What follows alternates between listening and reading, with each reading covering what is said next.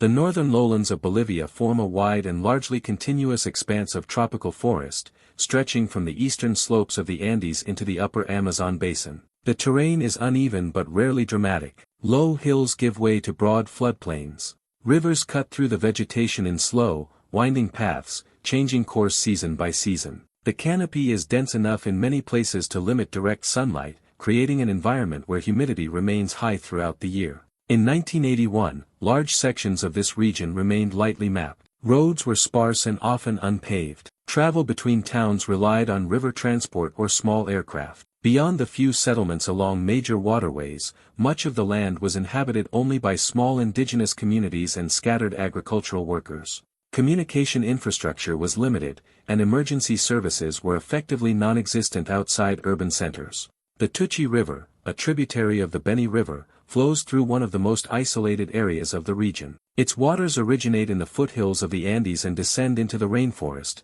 carrying sediment that gives the river a pale, opaque appearance. During the wet season, the Tuichi overflows its banks, spreading into the surrounding forest and creating temporary channels that dissolve familiar landmarks. The climate is stable but demanding. Daytime temperatures often exceed 30 degrees Celsius. Rain falls frequently, sometimes for hours without interruption. Clothing and equipment rarely dry completely. Insects remain active year-round. Mosquitoes, ticks, and biting flies are part of the daily environment, particularly near standing water. The forest itself is layered. At ground level, visibility is limited by undergrowth and fallen vegetation. Above it, vines and branches form a thick mid-level, making movement slow and uneven. The upper canopy blocks much of the sky, leaving only narrow gaps through which the sun is visible. Sound travels unpredictably. A river can seem close while remaining several kilometers away. Animal calls echo and overlap, offering little sense of distance or direction. For those familiar with the region, navigation depends on long-term knowledge of river patterns, seasonal changes, and informal trails. For outsiders, the landscape presents few reliable reference points. Direction can be difficult to judge. Distances are hard to estimate. Without external markers or technical equipment, orientation depends almost entirely on memory and physical landmarks that can shift or disappear after heavy rain. This environment does not signal immediate danger. There are no visible boundaries or warnings. The forest appears continuous and neutral, offering water, shade, and apparent shelter. The risks it contains, injury, infection, disorientation, emerge gradually. They become significant only once movement is restricted and contact with the outside world is lost. In 1981, the Tuichi River corridor remained largely unchanged from decades earlier. It was accessible to travelers, but only loosely monitored. Permits were rarely enforced. Guides varied in experience. Rescue systems were informal and slow. Anyone entering the region assumed a level of personal responsibility for navigation, supplies, and contingency planning. The landscape itself did not demand attention. It existed quietly, without urgency or drama. Its isolation was structural rather than visible. The forest did not conceal danger so much as remove the mechanisms that normally prevent it from becoming permanent. Yossi Ghinsberg was born in 1959 in Tel Aviv, Israel. By the late 1970s, he had completed his compulsory military service, a common milestone for young Israeli adults. Like many in his age group, he began to consider long-term travel abroad. At the time, extended backpacking through South America was a familiar route for Israelis seeking distance from structured life and an opportunity for independent exploration. Ghinsberg had no formal training in wilderness survival. His experience was limited to basic outdoor activity, reading, and informal exposure to adventure literature. He was not affiliated with any research organization or expedition group. His travel was self-directed, arranged through hostels, word-of-mouth contacts, and public transportation. In early 1981, Ghinsberg arrived in Bolivia. The country had recently emerged from a period of political instability. Infrastructure was inconsistent. Tourism existed, but remained underdeveloped outside major cities such as La Paz and Cochabamba. For independent travelers, information about remote areas often came from informal sources rather than official guides or verified records. While in La Paz, Ghinsberg met several other travelers, including Kevin Gale, a British national, and Marcus Stam, a Swiss teacher. The group was later joined by an Austrian geologist named Karl Rupprechter. Rupprechter claimed familiarity with the Bolivian interior and spoke about a remote indigenous settlement somewhere in the rainforest, where travelers could observe life untouched by modern influence. The account was vague. There were no maps or coordinates. The proposed destination had no established route. Rupprechter's background and credentials were not formally verified. The plan relied largely on trust and assumption. None of the group had direct experience with the Tuichi River region. Their objective was not scientific. It was framed as exploration and cultural observation. The journey involved traveling north from La Paz into the lowland rainforest, eventually reaching the town of Urenabac, which sits along the Beni River. From there, they intended to continue by river into more remote territory. The group arranged basic supplies. Food consisted mainly of rice, flour, canned goods, and minimal cooking equipment. Clothing was standard for backpacking, lightweight, not specialized for extended tropical exposure. Navigation tools were limited. They did not carry satellite communication devices or emergency beacons, which were not widely available at the time. Transportation into the interior depended on local boat operators. The rivers served as the primary access routes. Once outside populated areas, travelers became reliant on their boats for both movement and reference. There were no scheduled services and no formal oversight. Rupprechter suggested using a handmade raft to navigate further upstream into narrower channels. The idea was accepted without detailed assessment of the risks involved. None of the group had professional rafting or river navigation training. The seasonal conditions of the Tuichi River were not fully understood. At this stage, the journey remained within the boundaries of typical independent travel. The group was moving with intention but without fixed timelines. There was no official itinerary. Family members and embassies were not provided with detailed location plans. Contact with the outside world was limited to occasional letters and postcards sent from major towns. Their entry into the rainforest was gradual. It did not involve a single decisive break from infrastructure. Instead, it unfolded through a series of small steps: longer river travel, fewer settlements, reduced access to supplies. The group retained a sense of autonomy, but lacked structured planning for emergencies or separation. The decision to proceed was not based on urgency. There was no pressure to continue beyond comfort. The environment appeared manageable. The risks were not openly discussed. The group's understanding of the region was incomplete, but not perceived as inadequate. At this point, Ghinsberg was still a traveler among others. His role was not distinct. He carried no specialized responsibility. The journey had not yet crossed into isolation. It remained, in structure and expectation, a voluntary expedition with assumed reversibility. The group entered the Tuichi River region by boat, traveling upstream from Urenabac. The initial journey followed a wide, navigable section of river bordered by thick vegetation. The water was slow-moving in some areas, faster in others, shaped by recent rainfall and the narrowing of the channel. After several days, they transitioned to a handmade raft constructed from local materials. The raft was basic in design, consisting of logs bound together with rope. It was intended for short-distance travel, not extended navigation in unfamiliar currents. The group loaded it with supplies and began moving deeper into the interior. Progress was uneven. The river changed frequently, splitting into smaller channels and rejoining without clear pattern. Fallen trees and submerged obstacles forced regular adjustments. The raft was difficult to control. Steering depended largely on paddles and body weight, with limited ability to respond to sudden changes in flow. At a narrow section of the river, the group encountered rapids. The water accelerated through a confined space, increasing turbulence. The raft became unstable and broke apart. Supplies were lost. The group reached shore separately, some downstream from others. In the aftermath, the four travelers reassessed their situation. Kevin Gale chose to leave the expedition and attempt to return to Urenabac. Marcus Stam remained with Rupprechter, intending to continue toward the proposed destination. Ghinsberg, injured in the incident and lacking equipment, was advised to follow the river alone and attempt to reconnect with Gale. The decision was made without external guidance. There was no formal plan for communication. Distances were estimated visually. The assumption was that the river would eventually lead back to known territory. Ghinsberg began walking along the riverbank. His supplies were minimal. He carried little food and no reliable navigation tools. The forest limited visibility. Movement was slow and physically demanding. Within a short period, he lost sight of any recognizable path. The river curved away from his line of travel, and dense vegetation forced him inland. Sound from the water faded. Without clear landmarks, he became disoriented. This moment marked the end of structured travel. The separation was not immediate in its implications.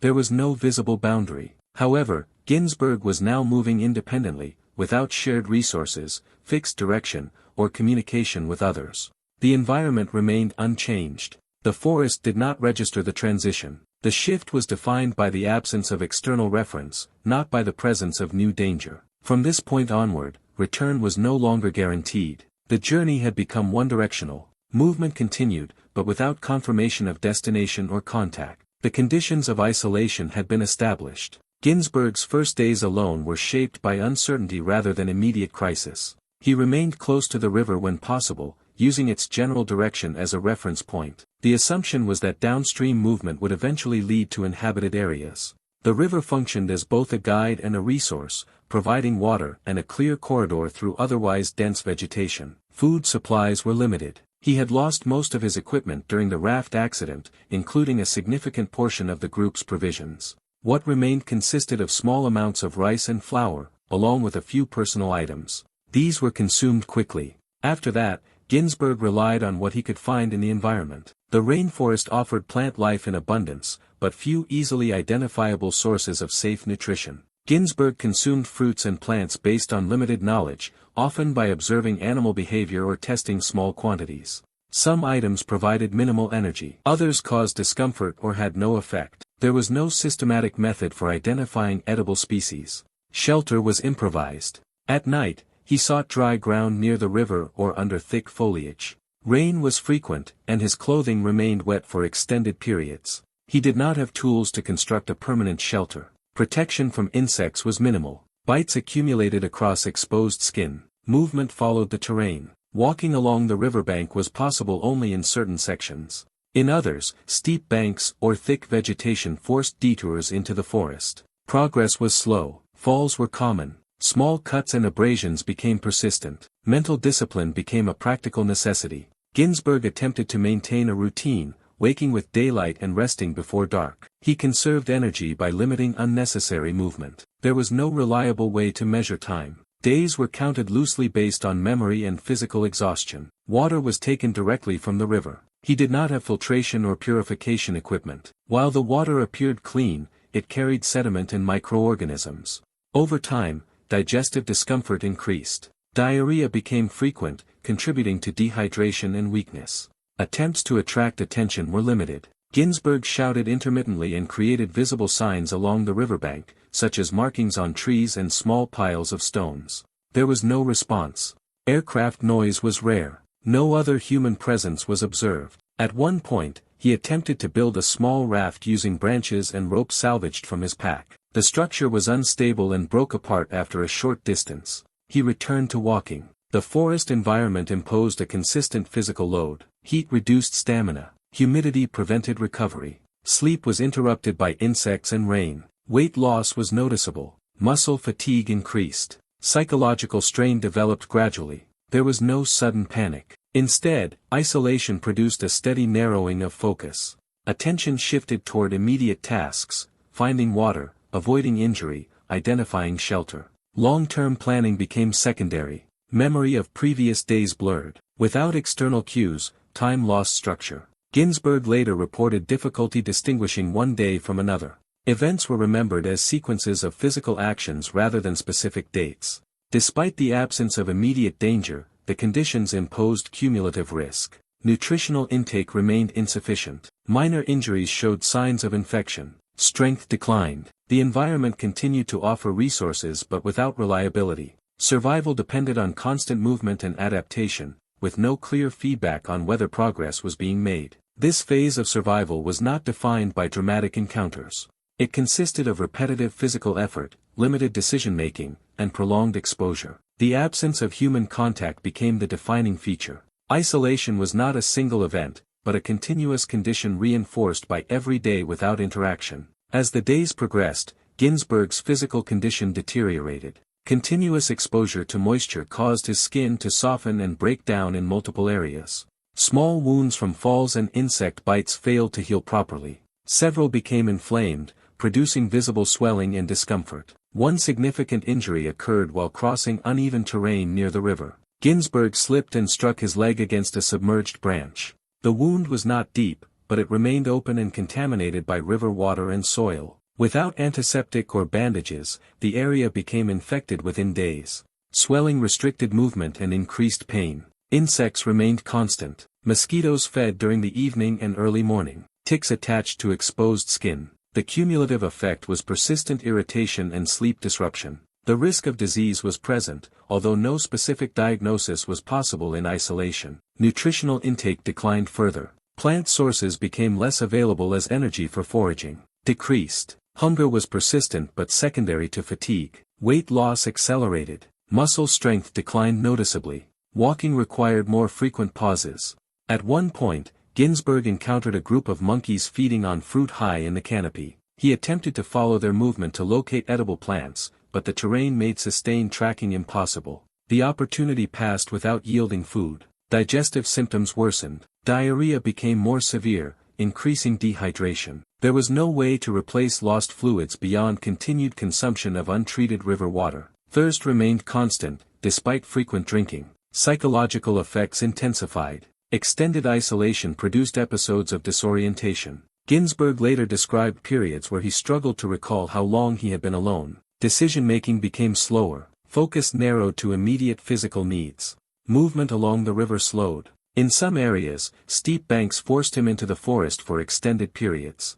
Dense undergrowth limited visibility. Progress was uncertain. There were no reliable signs of approaching settlements. Several attempts to signal for help failed. Ghinsberg climbed elevated ground and shouted toward open areas. The sound dissipated without response. No boats passed. No trails were discovered. The infected leg became a central concern. Swelling restricted his ability to walk. Pain increased with movement. Rest became necessary, but extended inactivity increased the risk of further deterioration. He attempted to clean the wound with river water, which provided no improvement. Sleep patterns were irregular. Nights were spent in damp conditions. Exposure continued. There was no effective way to avoid rain or insects. Recovery was limited. By this stage, Ghinsberg's physical capacity had declined significantly. The combination of infection, dehydration, and malnutrition reduced his ability to travel long distances. Progress became incremental. Despite this, movement continued.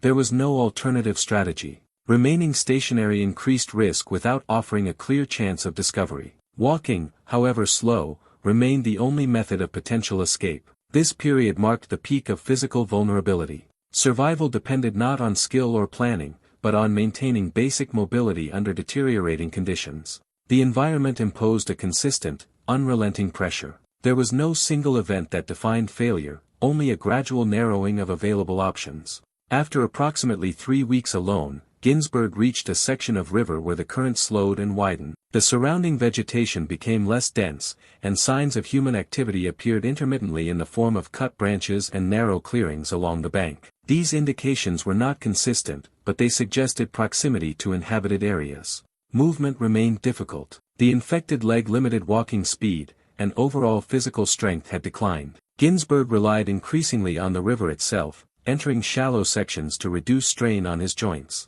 Balance was impaired, and falls became more frequent. At this stage, he encountered a small wooden boat tied near the riverbank. There was no one present. The boat was simple, constructed for short-distance travel by local residents. Ghinsberg waited nearby, remaining visible and conserving energy. The boat belonged to local indigenous fishermen from a nearby community. When they returned, they found Ghinsberg in a visibly weakened condition. Communication was limited, but his situation was immediately apparent. He was taken by boat to a small settlement along the river. From there, arrangements were made to transport him back toward Rainforest. The journey required several transfers by river and vehicle. Medical attention was delayed but eventually provided in a regional clinic. Ghinsberg's physical condition was assessed. He was severely underweight and suffering from infection, dehydration, and multiple minor injuries. The leg wound required treatment but did not result in permanent damage. Recovery took several weeks.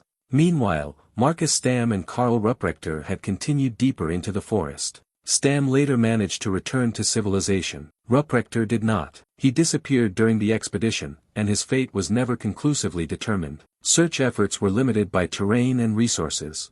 No confirmed remains were found. Ghinsberg returned to Israel after recovery. He did not require long-term medical intervention, but reported lasting physical and psychological effects from the experience. The rescue itself was not marked by celebration or publicity at the time. It was a quiet extraction carried out by local individuals without formal coordination. There was no official search operation in progress. His survival depended on coincidental proximity to human activity rather than organized rescue. The event did not immediately enter public record. It remained a personal experience until Ghinsberg later documented it in writing. The conditions of the rescue reflected the informal nature of travel and emergency response in the region during that period. Ghinsberg's survival did not alter the conditions that had led to his isolation. The region remained remote, lightly regulated, and largely unchanged in the years that followed. The circumstances of his rescue were not the result of improved infrastructure or coordinated response, but of coincidence within a landscape that continued to operate without formal safety systems.